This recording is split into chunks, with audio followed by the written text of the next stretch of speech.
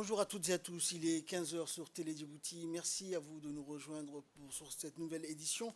Voici les principaux titres.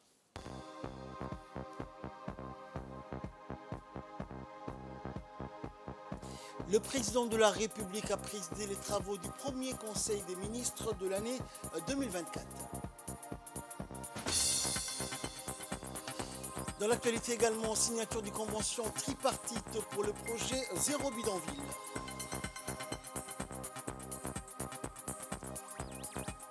Et au Proche-Orient, les combats se poursuivent, la situation sanitaire est désastreuse dans la bande de Gaza.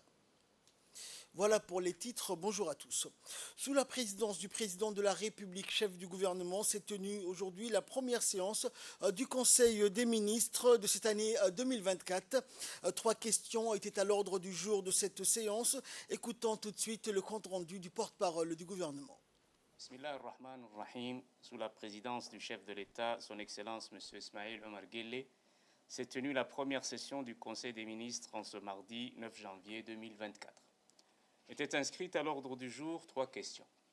La première question concerne un projet de décret portant digitalisation du système de suivi et évaluation des plans nationaux de développement. Ce projet de décret a pour objet d'instituer une plateforme de suivi et évaluation des plans nationaux de développement et des projets sectoriels. Cette plateforme sera opérée par la direction de l'économie. Elle permettra une amélioration du système de suivi-évaluation des politiques publiques dans le cadre de la vision 2035 et des plans quinquennaux en découlant. Elle constitue aussi un outil complet et entièrement adaptable pour répondre aux besoins de la chaîne de planification, de suivi et d'évaluation d'impact des programmes de développement inscrits dans les différents plans nationaux et dans les projets sectoriels. La plateforme sera ouverte au public. Le présent projet de décret permet donc la mise en place d'un comité de pilotage comprenant l'ensemble des parties impliquées dans la conception et la mise en œuvre de programmes nationaux de développement sous la coordination de la direction de l'économie et du plan.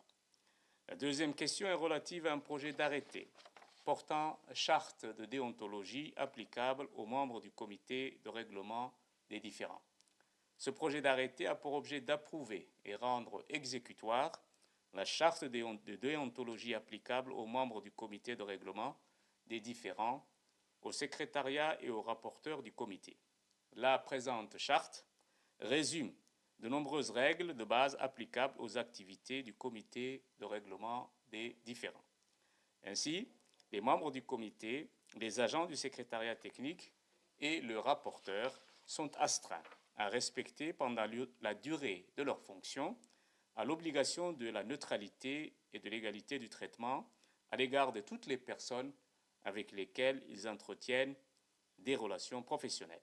Ce texte va participer au renforcement de la discipline et du professionnalisme des membres du comité de règlement des différends et complète donc le dispositif réglementaire tout en apportant des assurances, en particulier aux entreprises.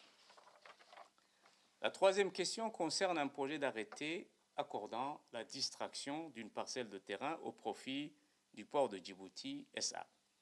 Il est fait distraction du titre numéro 15213, souscrit au livre foncier au nom du port de Djibouti SA, d'une parcelle de terrain d'une superficie de 187 000 mètres carrés. La dite parcelle de terrain distraite fera l'objet d'un nouveau titre foncier au nom du port de Djibouti SA.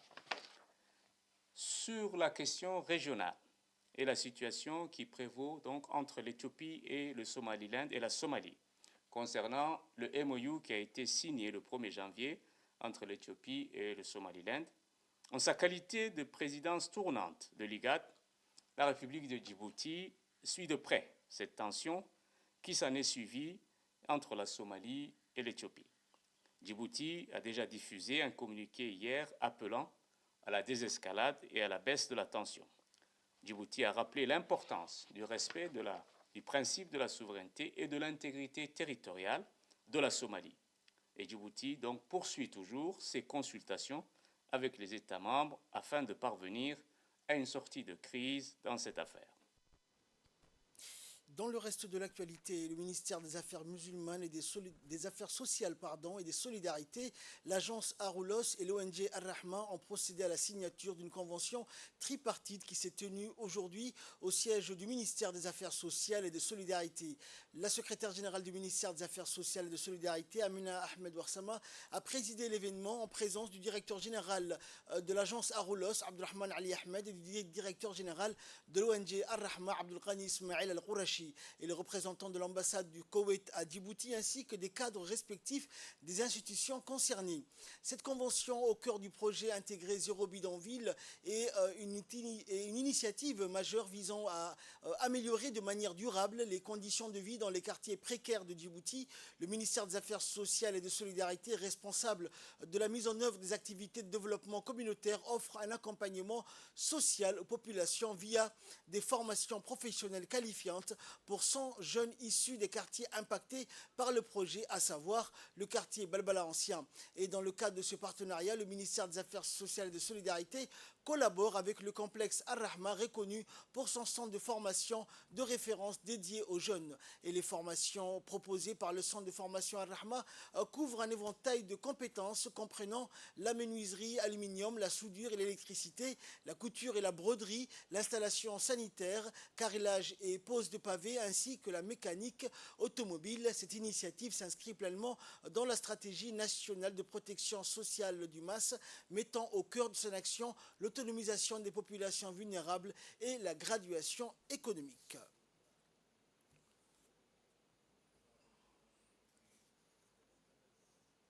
Suivons à présent l'intervention du responsable de l'agence Aroulos.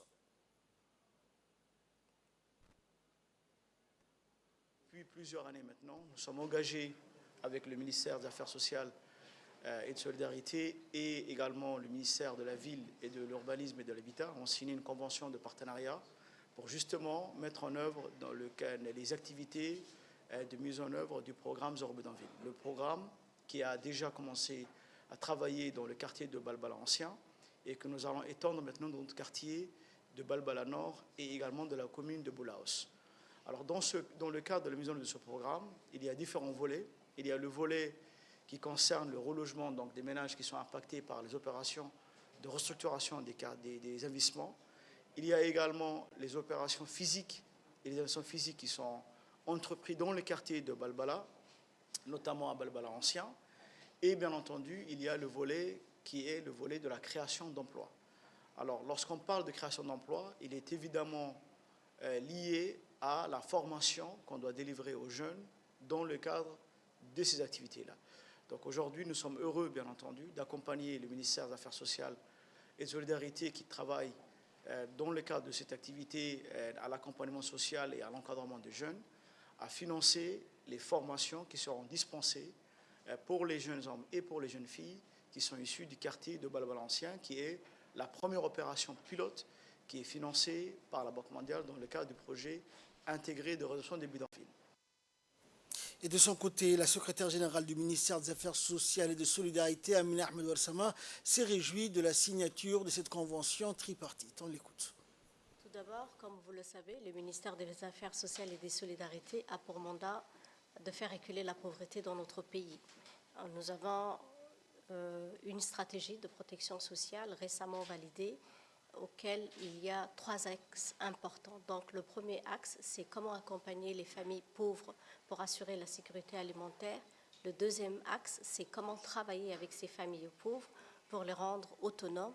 Et un troisième axe, d'intervenir en cas où il y a des catastrophes ou de chocs, des inondations, suite bien sûr au changement climatique auquel le pays affronte ces derniers temps. Donc, par rapport à la mise en œuvre de la stratégie aussi, nous avons beaucoup de partenariats avec l'ensemble des différents départements, mais également des partenaires techniques et financiers, parce que la question de la pauvreté, elle est transversale. Donc aujourd'hui, c'est avec Aroulos et avec Ar-Rahma auquel on a signé cette convention pour intervenir dans le quartier de Balbala pour aider ces jeunes à s'insérer sur le marché du travail. Donc pourquoi ces jeunes? Parce que il y a plusieurs travaux que Aroulos, dans le cadre du projet PIRB, sont en train d'être exécutés. Donc, il est temps également aussi de réfléchir comment on pourrait donner des opportunités d'emploi à ces jeunes de quartier. Avant, bien sûr, de penser à cette formation, nous avons élaboré et fait une étude, des profilages dans ces quartiers pour comprendre les besoins de la population, mais surtout le besoin de la jeunesse de ce quartier. Donc, ce qu'il est ressorti que les plus diplômés s'insèrent plus facilement que les gens qui n'ont pas de diplôme. Le taux de chômage est très élevé quand les jeunes n'ont pas assez de compétences. Soit ils ont quitté l'école à partir de 3e ou en terminale et du coup, ils n'arrivent pas à se vendre sur le marché du travail. Donc c'est pour ça que dans le cadre du projet PIR, la composante ingénierie sociale, que nous on appelle inclusion productive, on s'est dit il faut donner des compétences à ces jeunes pour qu'ils puissent s'insérer sur le marché du travail, pour qu'ils puissent. Et dans le dossier de cette édition, dans une étape décisive vers la modernisation de ses services administratifs, Djibouti a inauguré aujourd'hui le centre de services aux citoyens au sein de l'agence postale d'Enguela. Cette initiative vise à rendre l'administration plus accessible et inclusive pour tous les citoyens. Et ce nouveau centre de services aux citoyens représente un pas significatif vers une administration moderne et équitable. Reportage.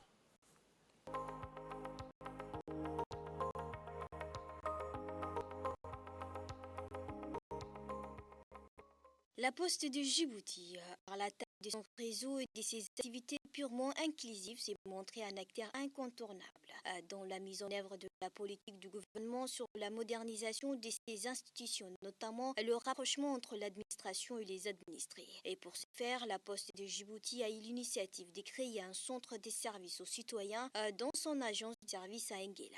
Ces centres vont regrouper plusieurs antennes représentant toutes les institutions publiques et parapubliques offrant directement des prestations à la population. Inauguré par le ministre de la Communication chargé de la Poste et des Télécommunications, Redouane Abdillahi Badan, et le secrétaire général du gouvernement, M. Almis Mohamed, le centre de services aux citoyens marque une étape significative dans le cadre du projet de modernisation de l'administration publique. Lors de la cérémonie inaugurale, le directeur général de la Poste de Djibouti, M. Bahnan Ali Meidal, a déclaré que la Poste de Djibouti, avec sa proximité historique avec la population, décida d'être un carrefour entre l'administration et les usagers. La ville de Djibouti grandit, donc il fallait permettre aux citoyens de pouvoir aller dans un lieu qui n'est pas très loin de leur domicile pour pouvoir récupérer un document administratif quel qu'il soit. À partir de là, la poste ou les postes ont été le service public le plus adéquat pour ce projet. La Poste de Djibouti dispose de 11 agences sur tout le territoire, dont 5 dans la capitale de Djibouti. Historiquement, ces agences sont présentes depuis une bonne 50aine d'années. Cette proximité avec les citoyens et avec les Djiboutiens fait que les postes sont les partenaires principaux, on va dire, des établissements publics. Notre rôle est d'être un carrefour pour les citoyens et pour les usagers.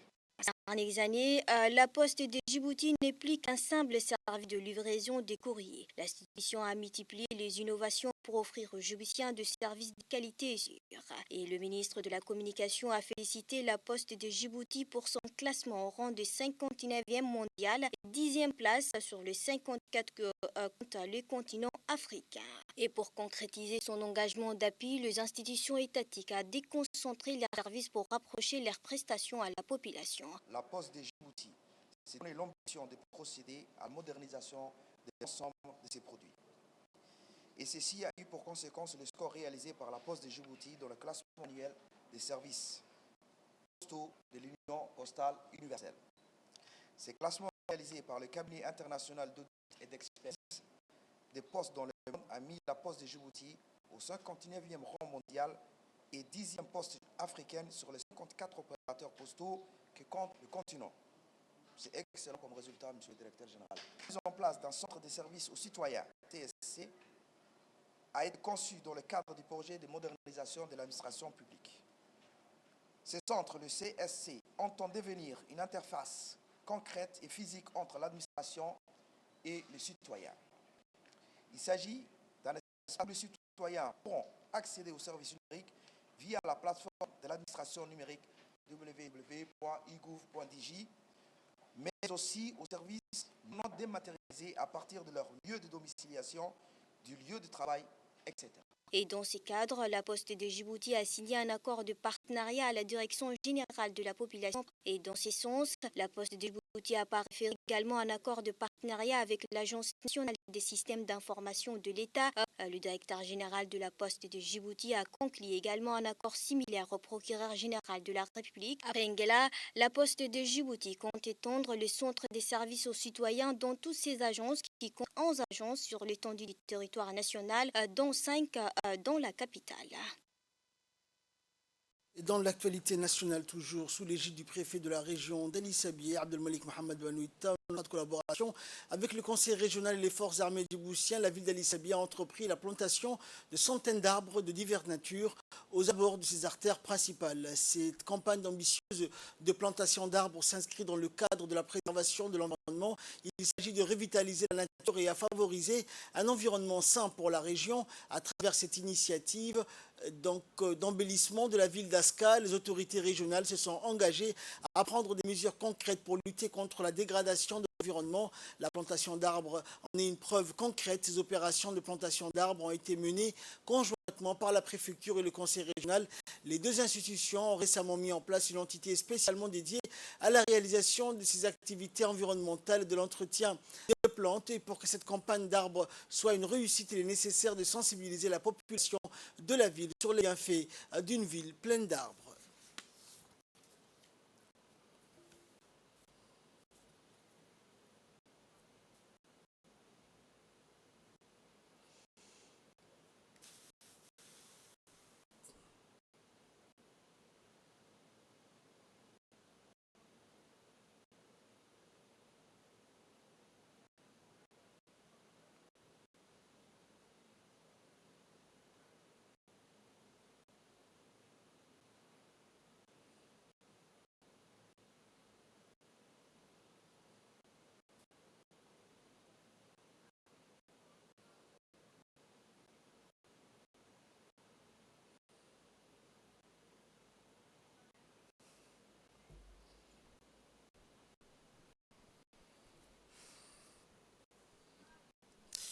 Et enfin, pour clore l'actualité nationale dans le cadre des actions de lutte contre la contrebande des éléments de la douane de Dikil, en collaboration avec les forces de police militaires de Galafi, ont intercepté à proximité de Galafi une importante quantité de cadres de contrebande en provenance de l'Éthiopie lors d'une fouille au poste frontalier. Le 4 était camouflé dans des gros camions et les douaniers ont découvert la cachette et ont saisi le cadre de contrebande. La marchandise saisie à cette occasion a été composée de colis de cadre dont le poids total a été important. Et cet important lot de cadre a été ensuite détruit à coup de feu selon la procédure standard en présence des responsables de la douane, de la police et des militaires au poste de Galafi situé à la frontière avec l'Éthiopie dans la région de Dikil. La lutte contre les produits de contrebande ne connaît pas de répit. Les douaniers et les forces de sécurité sont mobilisés pour stopper ce fléau néfaste à l'économie nationale. Et là, nous passons à l'actualité internationale. Les combats se poursuivent sans relâche dans la bande de Gaza, alors que cela fait tout juste 3 mois que la guerre entre Israël et le Hamas a débuté. La situation sanitaire est désastreuse dans la région, poussant de nombreux habitants à fuir. Après les attaques menées par le Hamas en Israël, le 7 octobre dernier, qui ont fait 1040 morts, l'État hébreu a juré de détruire les Palestiniens. Environ 260 personnes ont ainsi été enlevées et une antenne a été donc libérée lors d'une trêve fin novembre. Et d'après le ministère de la Santé du Hamas, 22 722 personnes sont mortes dans la bande de Gaza depuis le début de cette riposte israélienne. Sur le plan médical et sanitaire, la situation est désastreuse pour les Gazaouis après 3 mois de guerre. L'ONG Médecins sans frontières a annoncé avoir évacué son personnel d'un hôpital du centre de Gaza. L'offensive israélienne a provoqué le déplacement d'1,9 million de quelques 2,4 millions de Palestiniens d'après l'ONU. Ces déplacés vivent dans des conditions terribles. Il manque d'eau, de nourriture, de médicaments et de soins alors que les hôpitaux sont pour la plupart en service. Et selon l'UNICEF, la survie d'1,1 million d'enfants est menacée dans la bande de Gaza en raison des combats, de la malnutrition et de la situation sanitaire désastreuse.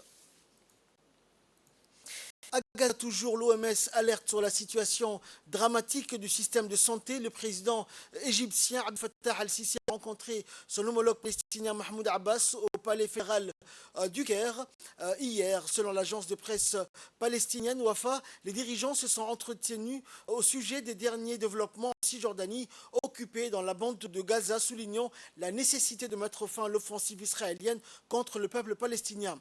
À Gaza, l'hôpital Al-Aqsa est débordé. Le coordinateur des équipes d'urgence de l'Organisation mondiale de la santé alerte sur la situation dramatique du système de soins dans l'enclave palestinienne. Plus de 22 800 Palestiniens ont été tués et plus de 58 000 blessés depuis le début de l'offensive israélienne sur la bande de Gaza, selon les estimations du ministère palestinien de la Santé, qui précise qu'environ 2 tiers des personnes tuées sont des femmes et des mineurs.